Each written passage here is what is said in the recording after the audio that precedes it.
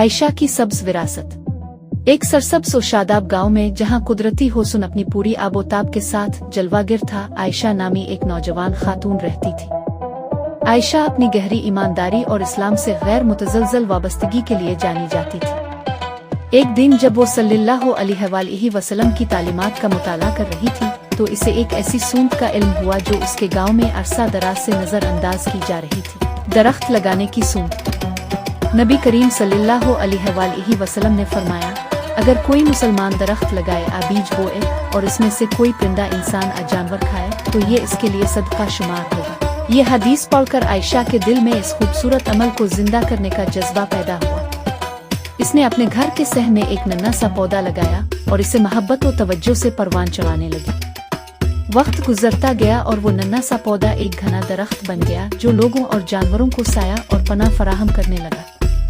आयशा की लगन और मेहनत देखकर गांव के लोग मुतजस्सिस हो गए। उन्होंने इससे पूछा कि वो दरख्त लगाने में इतनी दिलचस्पी क्यों ले रही है। आयशा ने उन्हें इस सूंद के बारे में बताया जो वो दोबारा जिंदा कर रही थी। इसकी बातें सुनकर गांव वालों के दिलों में भी शौक और जज्बा पैदा हुआ। मुतासिर होकर गांव वालों ने फैसला किया कि वो एक इज्तिमाई शजरकारी का दिन मनाएंगे।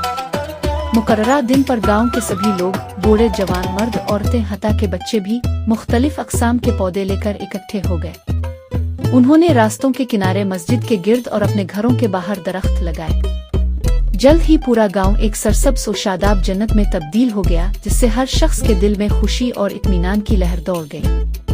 आयशा का ये छोटा सा अमल, जिसका मकसद एक भोली बसरी सूंद को जिंदा करना था, न सिर्फ गांव की खूबसूरती में इजाफे का बाइस बना बल्कि लोगों में इत्तेहाद और बाहमी ताउन की रूह भी पैदा कर दी। वक्त के साथ साथ जो सूंद कभी फरामोश कर दी गई थी वो गांव की पहचान बन गई।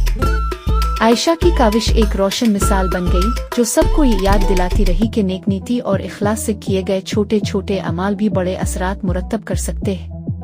सबक: एक भोली बसरी सूंद को जिंदा करना न सिर्फ कम्युनिटी को जोड़ सकता है बल्कि लोगों की दुनियावी और रूहानी जिंदगियों में खुशहाली और बरकत का जरिया भी बन सकता है।